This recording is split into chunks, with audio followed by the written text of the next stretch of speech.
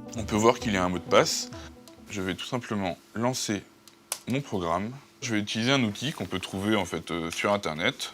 Et en lançant plusieurs commandes à la suite, je vais tout simplement supprimer le mot de passe.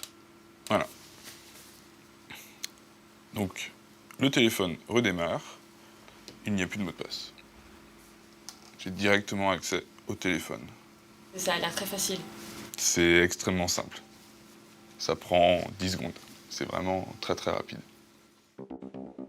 Dorian peut même aller plus loin et télécharger le contenu du smartphone sur son ordinateur en quelques secondes. On peut retrouver absolument tous les messages, toutes les conversations que la personne a eues avec tous ses contacts. Aujourd'hui, on va retrouver beaucoup plus de données sur un smartphone que sur un ordinateur. Et toutes ces données sont la plupart du temps non chiffrées. Donc il suffit de voler le téléphone ou d'avoir accès quelques minutes à ce téléphone et on va pouvoir tout récupérer et tout analyser.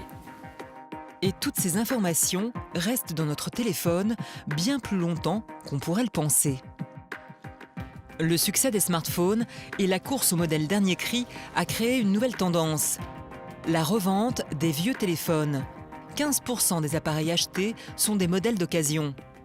Avec la complicité d'Éric Filliol et de ses étudiants, nous décidons de réaliser une expérience. Nous achetons un de ces appareils sur un site internet de petites annonces et nous le faisons examiner par Thibaut.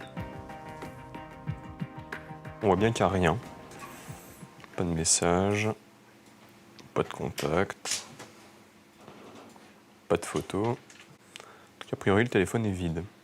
Mais Thibaut va nous montrer que les apparences sont trompeuses. On va utiliser un logiciel de récupération de données effacées. Il est disponible gratuitement sur Internet, comme ce qu'ont les spécialistes qui récupèrent les photos effacées d'un appareil photo ou les disques durs endommagés. Donc je vais le lancer. Instantanément, le logiciel trouve des traces de l'ancien propriétaire du téléphone. Ça évolue au fur et à mesure. En fait, Thibaut est en train d'accéder à une partie du téléphone invisible pour les utilisateurs, la mémoire. À la fin de l'opération, le logiciel a récupéré plus de 48 000 fichiers.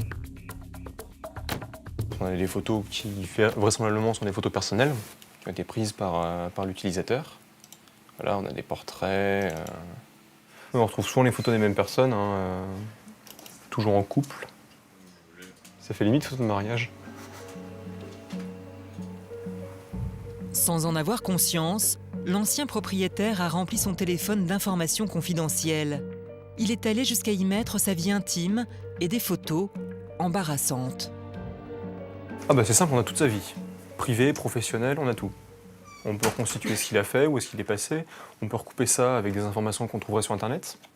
Qu'est-ce qu'il a fait comme études, quel réseau il fréquente, etc. Pour avoir vraiment le profil de cette personne. Puis après, oui, vu les photos qu'on a, oui, il y a moyen de le faire chanter, sûrement. Tous nos smartphones contiennent ainsi de véritables portes ouvertes sur nos vies privées. Selon l'expert Éric Filliol, elles sont placées par les fabricants par nécessité.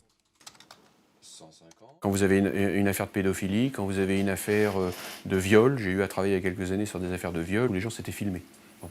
Donc là, on comprend, on se dit, bah, chouette, au moins ça permet l'action de l'État et ça permet de lutter contre, si vous voulez, les acteurs les plus nauséabonds de la société. En revanche, ça pose un énorme problème en cas de mauvaise pratique. Il faut vraiment que les gens reviennent à cette conception qu'on ne peut pas tout dire sur un téléphone quand on n'a pas la certitude qu'il soit sécurisé. Éric Filliol et son équipe ont développé un smartphone entièrement sécurisé. Pour 550 €, il protège intégralement notre vie privée. Les données effacées sont cryptées et l'appareil se bloque dès qu'on essaie de forcer le mot de passe.